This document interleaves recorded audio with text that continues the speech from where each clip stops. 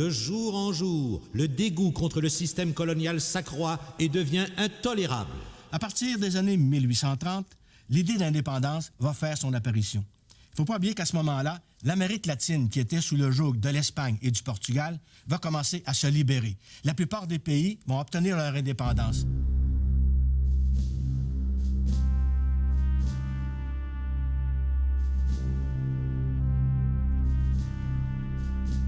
L'idée de la souveraineté du peuple va aussi se propager ici, de sorte que, en 1837, certains réclament l'indépendance du Bas-Canada, comme d'autres, dans le Haut-Canada, réclamaient une plus grande liberté, une plus grande indépendance face à la Grande-Bretagne. Il y avait une crise générale dans l'Amérique du Nord pendant les années 30.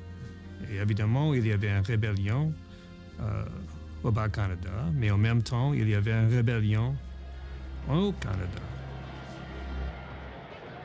Et aussi, évidemment, il y avait des mouvements révolutionnaires en Europe en même temps.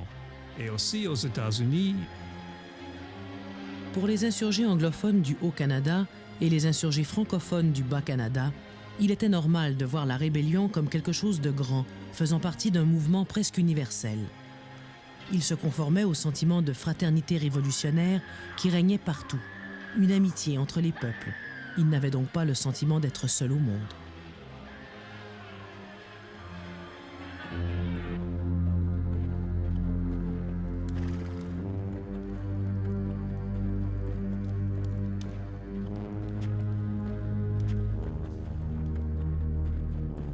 À partir du début des années 1830, les occasions d'affrontement vont se multiplier. Il y a eu le choléra de 1832, qui a quand même soulevé un peu d'agressivité chez bon nombre de Canadiens. Il y a eu aussi en 1832 à Montréal une élection partielle, au cours de laquelle l'armée a tiré sur la foule. Il y a eu des morts exclusivement du côté canadien.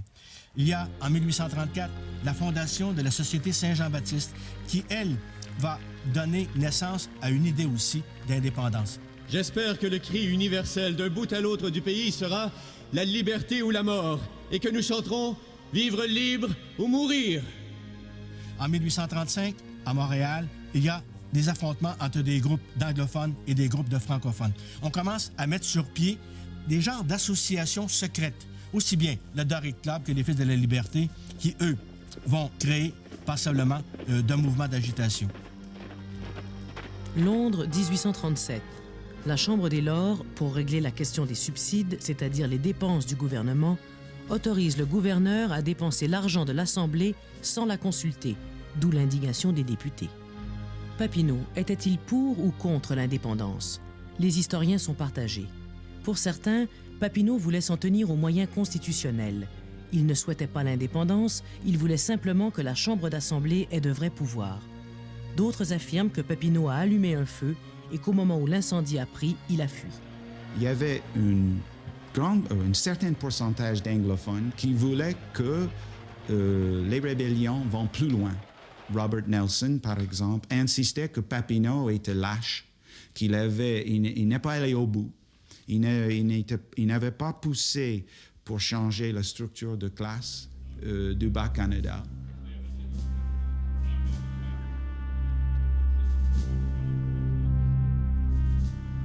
En octobre, à Saint-Charles-sur-le-Richelieu, une importante assemblée réunit les représentants de 6 comtés. Papineau fait un appel au calme. Tous les moyens constitutionnels n'ont pas été épuisés. Mais les autres orateurs se font plus radicaux. Wilfred Nelson, dit le Loup Rouge, déclare « Je diffère d'opinion avec M. Papineau. Je dis que le temps est venu de mettre de côté vos plats et vos cuillères d'étain afin de les fondre pour en faire des balles. » La foule exaltée l'acclame. On vient de dérouler l'étendard de la révolte.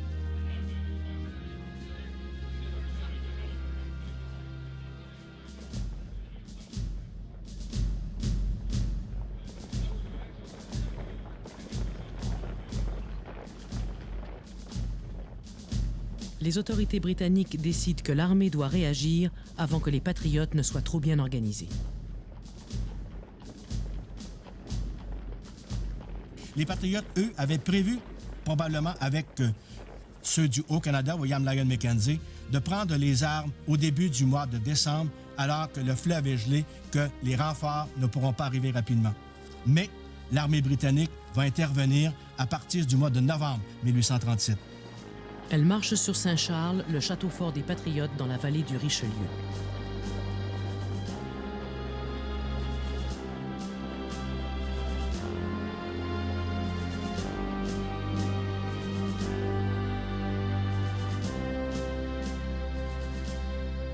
Mais à Saint-Denis, les Patriotes vont décider d'arrêter l'armée anglaise et ils vont réussir. Ce sera l'unique victoire remportée par les Patriotes. Ils n'ont pas l'initiative des armes. Ils essaient d'arrêter l'armée.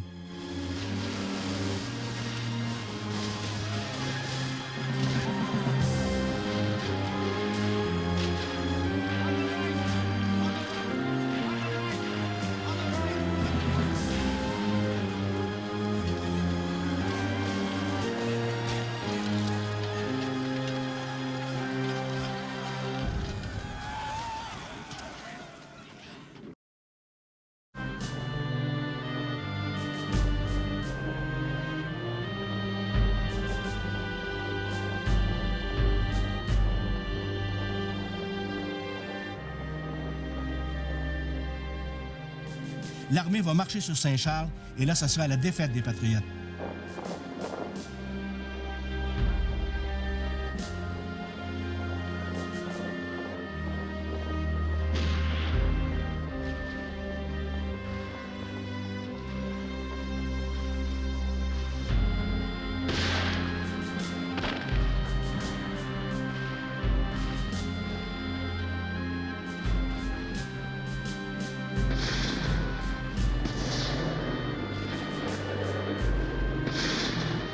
Les Patriotes avaient commencé à fortifier la maison du seigneur de Saint-Charles. On avait construit une épaisse clôture de bois équarri. Le patriote T.S. Brown affirme « On avait l'intention de la couvrir de terre, mais on manqua et de temps et d'outils pour le faire. »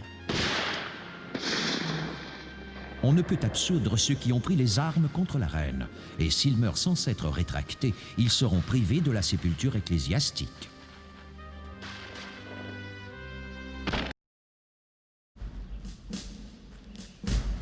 On va brûler les villages de Saint-Charles et de Saint-Denis.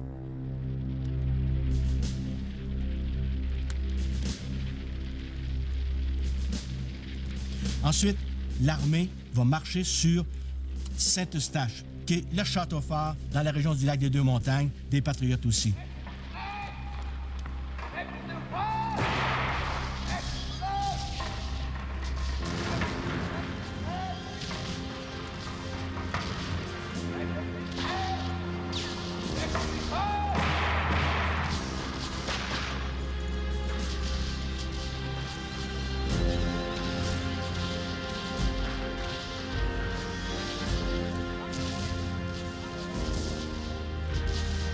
Ce sera une autre défaite des Patriotes. Et là, on va brûler Saint-Eustache, on va brûler le village de Saint-Benoît.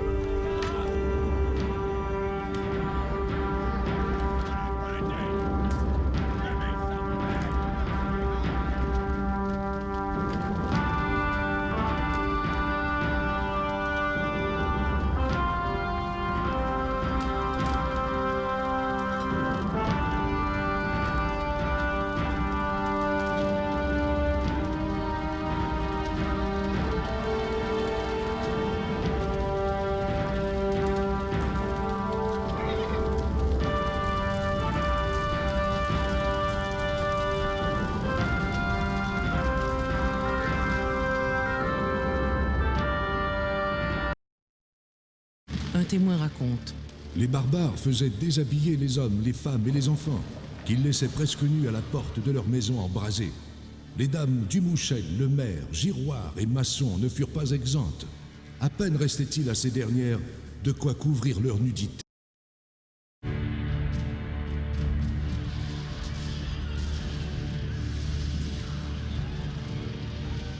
Les militaires sont aidés par des civils anglophones venus des régions voisines. On les appelle les volontaires.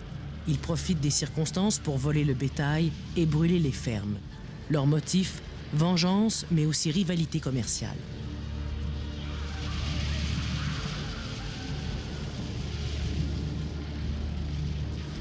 En Angleterre, on apprend la chose et on décide d'envoyer un enquêteur. Le meilleur que l'Angleterre possède à ce moment-là, c'est Lord Durham. Durham arrive ici assez bien disposé vis-à-vis les Canadiens français.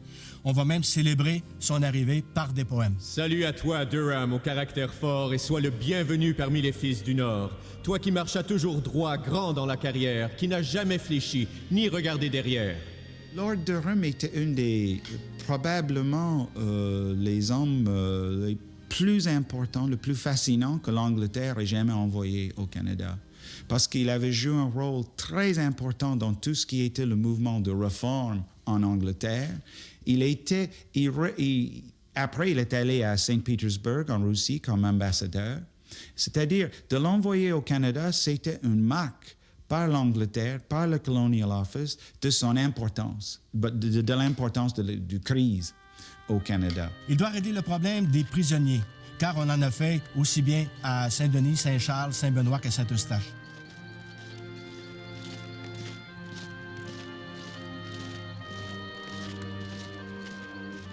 Parmi les patriotes mis aux arrêts et emprisonnés dans la nouvelle prison du Pied-du-Courant, à Montréal, plusieurs, comme Robert Shore Mines Bouchette, ont droit à des cellules bien meublées à cause de leur rang social. Bouchette nous a laissé cette naïve et touchante représentation de sa cellule. Il va exiler aux Antilles les plus coupables et libérer les autres. Ça, à Londres, on va le lui reprocher. Et à ce moment-là, Durham va décider, au tout début du mois de novembre 1838, de retourner en Angleterre pour se justifier. Il voulait une société progressive. Il avait une idée d'une société industrielle. Il voulait une société, il avait un système d'éducation moderne. Il voulait un système où les gens étaient unis par une langue, évidemment la langue anglaise. Il avait toutes sortes d'idées dites progressives. Mais pendant tout l'été, il y avait des patriotes qui s'étaient réfugiés aux États-Unis. Et là, on préparait la revanche. On préparait une nouvelle attaque. Au mois de février, le 28 février 1838, Robert Nelson avait décidé de proclamer l'indépendance du Bas-Canada, l'indépendance de la République du Bas-Canada. Dans son texte, on abolissait le régime seigneurial, les Amérindiens avaient les mêmes droits que les Blancs, le droit de vote était élargi, les femmes, malheureusement, perdaient leur droit, c'est-à-dire le droit qu'avait une veuve de réclamer une partie des biens de son mari. Et il y avait aussi l'article 18 qui prévoyait que dans la République, il y aurait 2 langues officielles, le français et l'anglais. Quand on examine les écrits des hommes à cette époque-là, les hommes vraiment définissent la politique comme une occupation d'hommes. Donc, ils tolèrent très, très mal que les femmes viennent s'en mêler.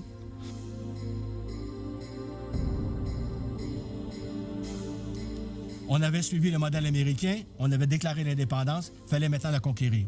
Et on va essayer de le faire au début du mois de novembre 1838.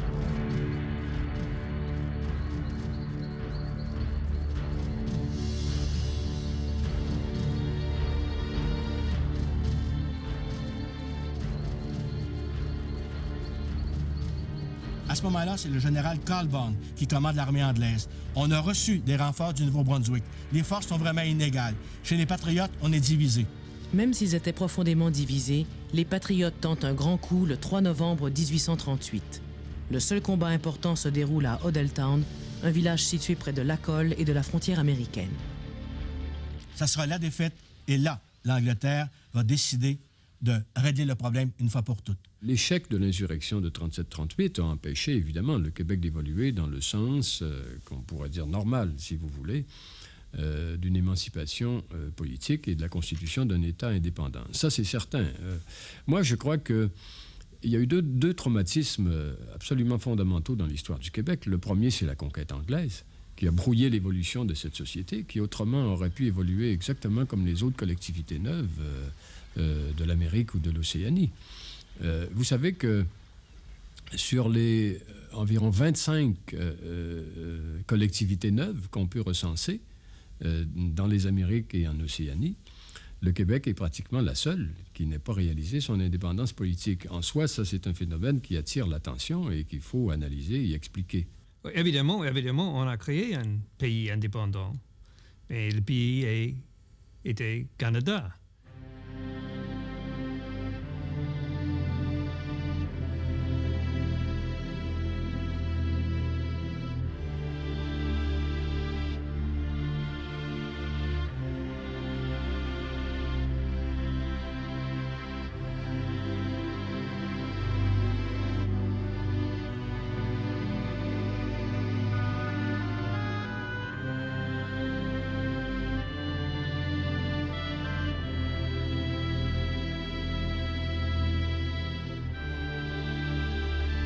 Tournant le dos à l'avenir, nos élites vivront désormais dans le passé.